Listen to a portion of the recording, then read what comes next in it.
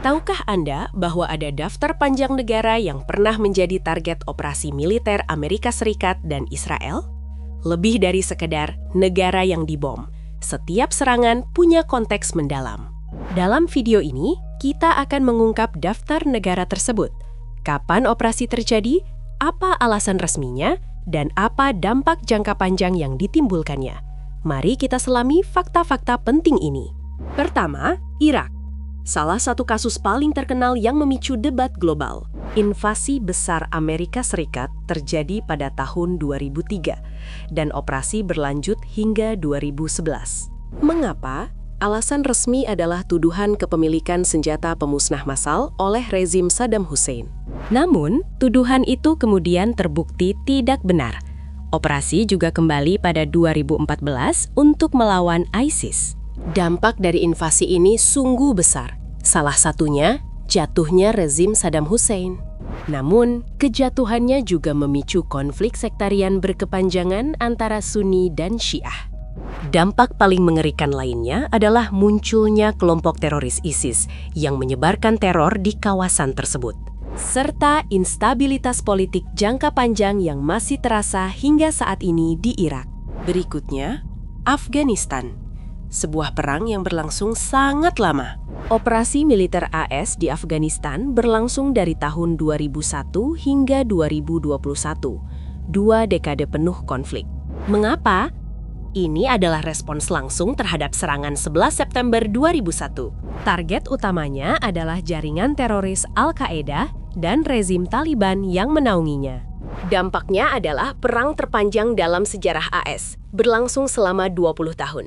Perang ini menghasilkan perubahan rezim awal, menggulingkan Taliban dari kekuasaan. Namun, ironisnya, pada akhirnya Taliban kembali berkuasa pada tahun 2021 setelah penarikan pasukan AS. Berikutnya, Suriah, sebuah konflik yang sangat kompleks dan berlarut-larut. Operasi di Suriah sudah dimulai sejak 2014. Awalnya menargetkan ISIS. Selain itu, ada juga beberapa serangan terhadap fasilitas pemerintah Suriah. Mengapa? Alasan utama adalah operasi kontra ISIS dan respons terhadap dugaan penggunaan senjata kimia oleh rezim Assad. Dampak operasi ini adalah kompleksitas perang sipil yang semakin meningkat. Wilayah timur Suriah, khususnya, tetap tidak stabil dan menjadi medan konflik berkelanjutan. Selanjutnya, Libya.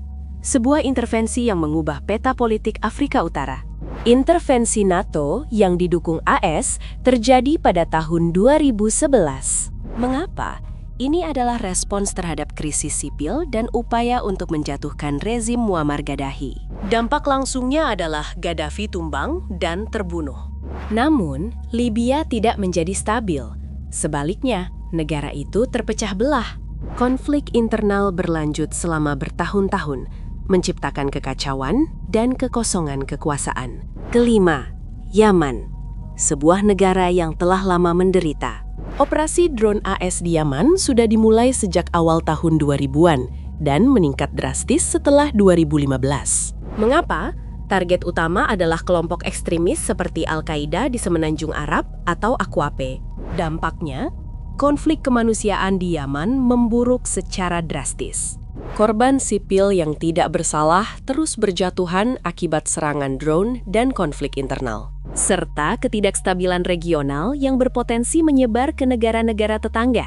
Keenam, Somalia, negara di tanduk Afrika yang juga menjadi target operasi militer.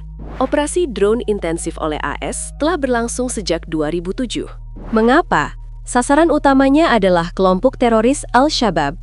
Dampaknya adalah ketegangan kedaulatan, karena serangan ini seringkali tanpa izin pemerintah Somalia. Situasi keamanan di Somalia pun tetap rapuh, meskipun ada upaya internasional.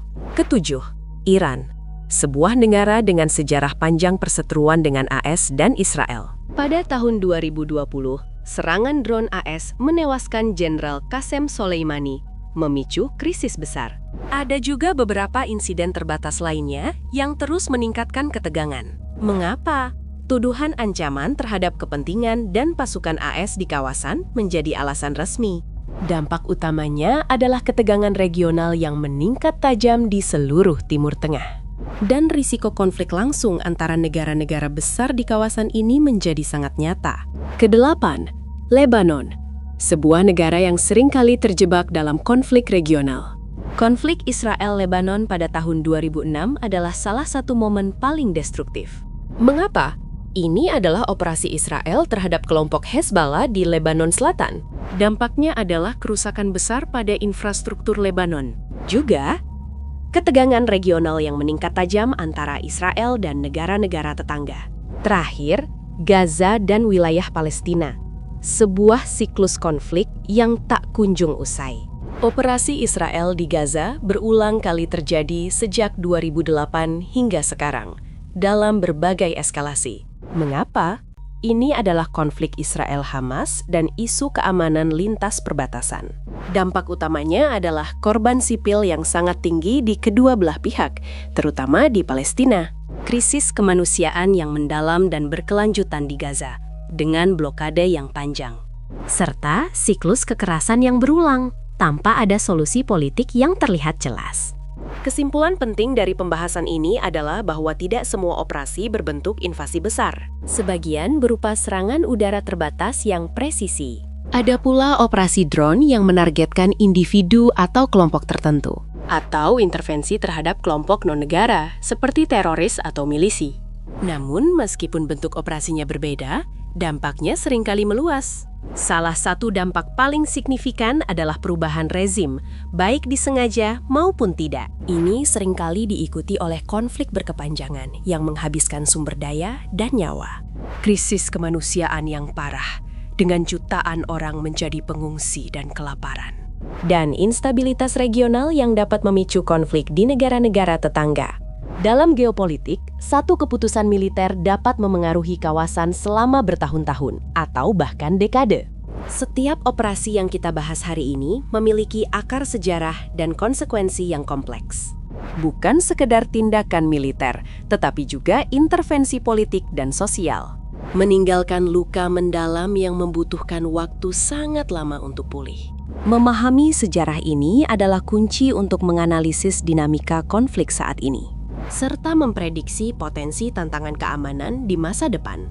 Dari Irak hingga Gaza, setiap nama di daftar ini mewakili kisah penderitaan dan perjuangan, dan pelajaran berharga tentang konsekuensi kekuatan militer. Semoga video ini memberikan wawasan baru bagi Anda tentang bagaimana kekuatan global membentuk realitas geopolitik di berbagai kawasan. Setiap negara memiliki hak untuk kedaulatan dan perdamaian. Dan sangat penting untuk memahami bagaimana tindakan masa lalu memengaruhi masa kini. Terima kasih telah menonton video ini sampai akhir. Jika Anda merasa konten ini bermanfaat dan menambah pengetahuan, jangan lupa untuk tekan tombol like untuk mendukung channel kami. Dan subscribe agar tidak ketinggalan video-video informatif lainnya. Bagikan juga video ini kepada teman dan keluarga Anda untuk memperluas pemahaman kita bersama tentang dunia. Sampai jumpa di video selanjutnya.